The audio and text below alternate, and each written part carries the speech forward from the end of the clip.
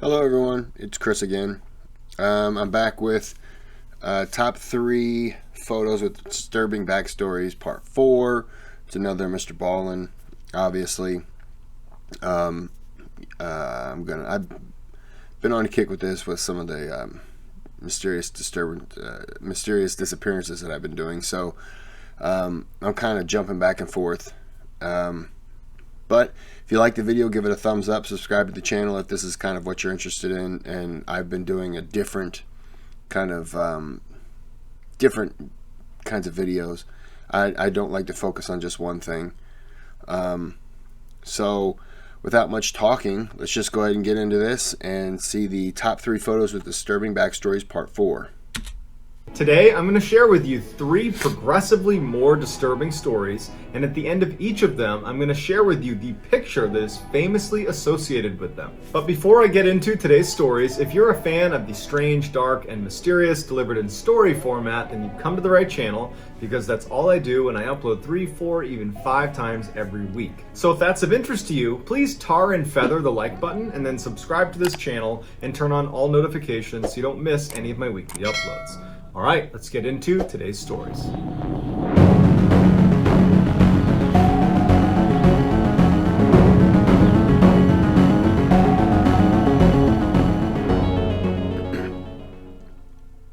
In September 2006, 26-year-old Jodi Arias met 29-year-old Travis Alexander at a big business convention in Las Vegas. The two hit it off immediately, with Travis on the same day he met her inviting Jodi to be his guest at his company's formal dinner that night. After the dinner was over, Travis and Jodi stayed up all night chatting with each other, and the next day, Travis was telling his friends at this convention that he had, quote, found his wife. After the convention was over, Travis and Jodi would continue to see each other, even though it was a long-distance relationship. Travis lived in Arizona and Jodi lived in California. But they would meet up and they would travel and take beautiful pictures and post to social media. It just... Jodi Arias. Why do I know that name? I've heard that name. seemed like they were a dream couple that were so happy together. While the couple's social media posts might have made it seem like they were this perfect couple, Travis's friends began to notice some very strange behavior by Jodi early on in their relationship. Jodi just seemed totally obsessed with Travis. She could not keep her hands off of him. Travis would be talking to his friends and Jodi would come up beside him and literally grab onto him and cling to him. And Travis would try to push her off of him. I've seen her before with glasses. I've seen her before.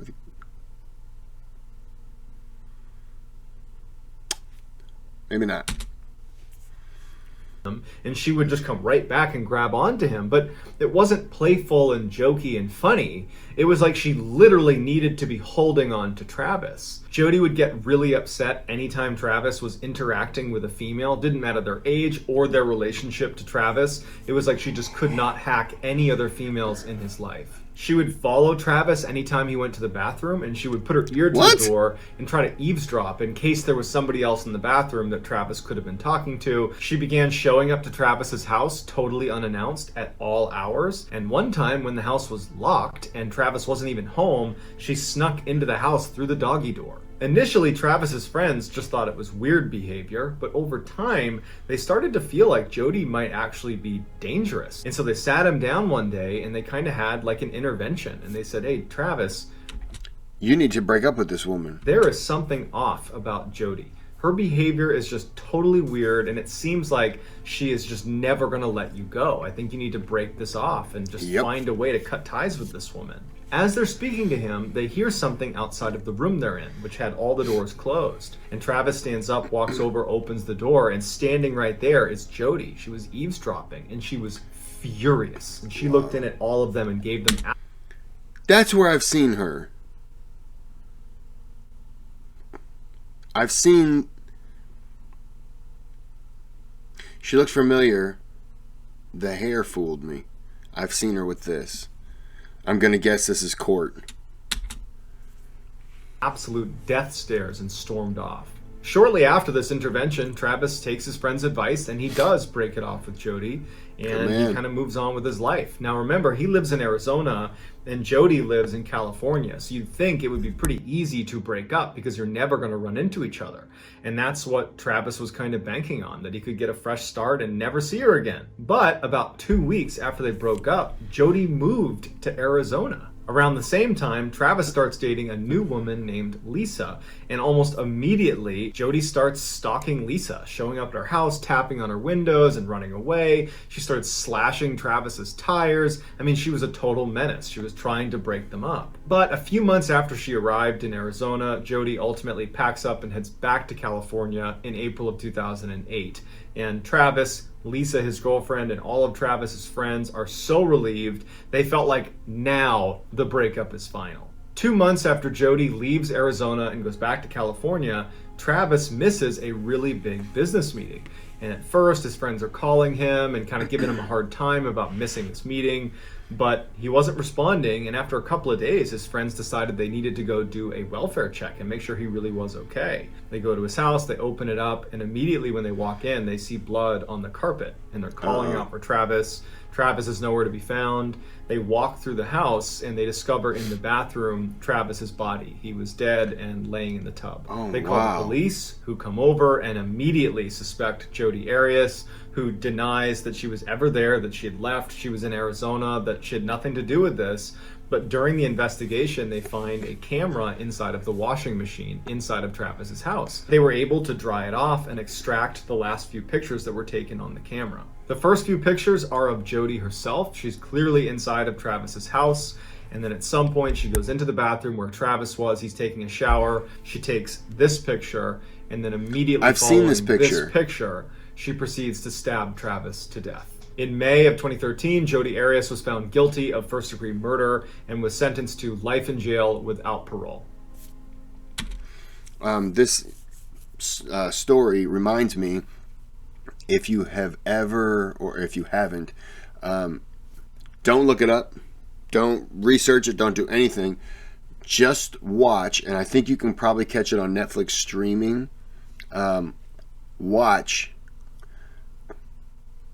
Dear Zachary. I don't know if you've ever seen it. Don't look it up.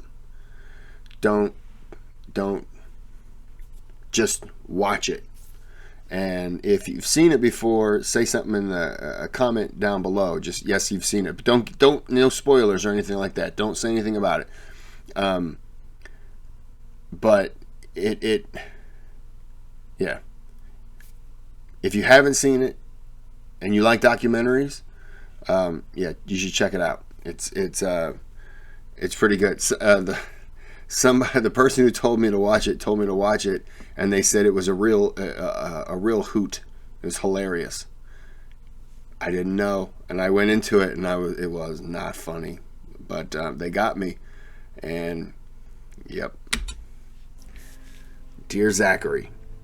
By September of 1985, the Nevado del Ruiz volcano in Colombia was starting to show signs of significant activity. The tremors had become so powerful that the citizens of a nearby town called Amero, that was home to 31,000 people, they started to become very concerned. You know, if this thing were to go off, we're only 30 miles away, we'd be leveled. And unfortunately, just a couple of months later, on November 13th, 1985, the volcano would erupt, and it would create a massive mudslide that would just devastate Amero. Wow. The mud flow covered 85% of this town in heavy, thick sludge. It destroyed buildings and bridges, and it killed 25,000 people. Remember, there's only 31,000 people in this village to begin with, so 80% of the population has been killed by this mudslide. Because of how big of a disaster this was, it took a while for the rescue efforts to mobilize, and so anybody that was on the fringe of being saved unfortunately perished because no one was there to rescue them in time. And then when rescue crews did get out and did start helping people, there just wasn't enough. There weren't enough people to help,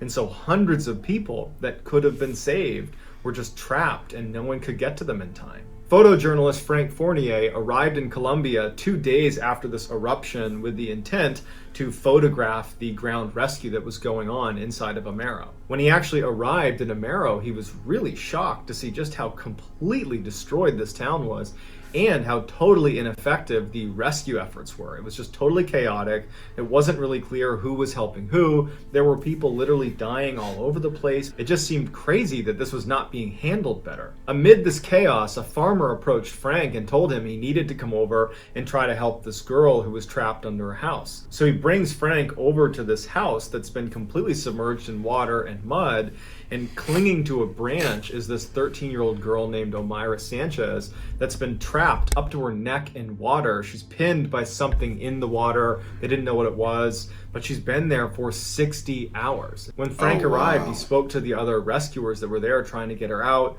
and they said that she's been in great spirits and she's been joking about how she doesn't want to be late for school. She's just been a really positive force, and we really want to get her out, but it keeps raining, so the water keeps rising and she's already up to her neck and she's just trapped. We can't get her out. Shortly after Frank arrives, Omaira went from chipper and lively and kind of making light of everything to most likely realizing that she wasn't going to get out of the water. And so she began telling the rescue workers to let her be, to let her rest.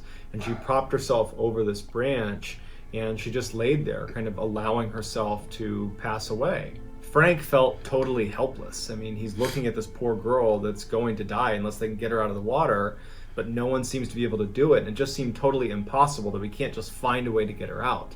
But it would turn out that her foot was pinned under a brick door, and her aunt, who had passed away and was trapped under the rubble, had grabbed her ankle and had died that way. So it was like a death grip on her ankle. And so, not knowing what to do, Frank just did what he knew how to do, which was take pictures. And he knelt down and he took this picture of Omaira. And very shortly after this picture was taken, she would pass away. This picture would win the 1986 World Press Photo of the Year. When it was published, it was so disturbing that this poor girl was not able to be rescued that it created an international backlash on Colombia's nearly non-existent rescue efforts. Well, she hadn't, the whites of her eyes were gone. I mean, if my eyes are open, you can still see I have white. Like, the whites of her eyes were gone. It's crazy. Ed Gein was always a little bit off. His classmates and his teachers recalled him being very shy, but at the same time, Children in the corn. Strange mannerisms where all of a sudden he would burst out hysterically laughing. Usually it's something he had been muttering to himself in class. The school blamed Ed's mother for Ed's kind of odd behavior, because Ed would admit that his mother punished him if he showed signs of having friends. So Ed's childhood was incredibly lonely and isolated. Ed's mother would confine he, along with his brother Henry, to their farm. He was basically never allowed to leave with the exception of school, and when he was at the farm, his mother would regularly read from the Bible and would tell Ed and his brother Henry that basically everybody else in the world is evil. We are the only pure ones. Everyone is evil and you should stay away from them. In 1944, when Ed was 38 years old, he and his brother Henry were burning away some marsh vegetation on their property. And at some point, the fire got out of control and the fire department had to be called in. And after they put out the fire, Ed was okay, but they couldn't find Henry. He was just gone. That night, Henry's body was found face down in the marsh in that same area where the burn was going on. He had died of asphyxiation. At first, the fire was blamed, but then authorities discovered that Henry had actually died before the fire started. And so all eyes turned to Ed, who was the only one with him at the time, but there was no hard evidence connecting Ed to Henry, and Ed said, "I didn't do it." So Henry's death remained labeled an accident, even though basically everyone believed that Ed must have been the guy that strangled his brother to death before the fire was set. Shortly after his brother's death, Ed's mother also died, leaving Ed alone in this farmhouse. Ed began to make some modifications to the farmhouse, not to improve it or to make it bigger and better, but rather to board off all of the rooms in the house that his mother ever used. He basically made them time capsules. He didn't touch them, he just sealed them off. And so he confined himself to a single room in this farmhouse that he did not take care of. And so filth is just piling up everywhere. And so he just kind of lived in squalor in this one weird room. While living in seclusion, Ed became obsessed with cannibalism. He basically spent all his time. How do you go from just being in seclusion to deciding, you know what sounds really good right now? A human foot steak? Like, how do you go from one to the other? My mother would really want me to do this. I'm going to make a back steak. Reading about cannibalism inside of this tiny room in his boarded up farmhouse. And that's how he lived his life for the next 10 years. No one really ever saw him. Then in November of 1957, a local hardware store. Tell me a nice neck fillet with a little lemon doesn't sound delicious. You'd be wrong, according to Ed Gein. Store owner, her name was Bernice Worden, goes missing. When police show up at the store to have a look around, they find bloodstains all over the place, and they discover in the register that the last person to make a purchase inside of the store was Ed Gein. Of course, so they go to Ed Gein's house to interview him and see if he knows anything about Bernice Worden, and so they're bracing themselves for probably finding her body. And he was playing the Shaggy song, It Wasn't Me, at Ed's house.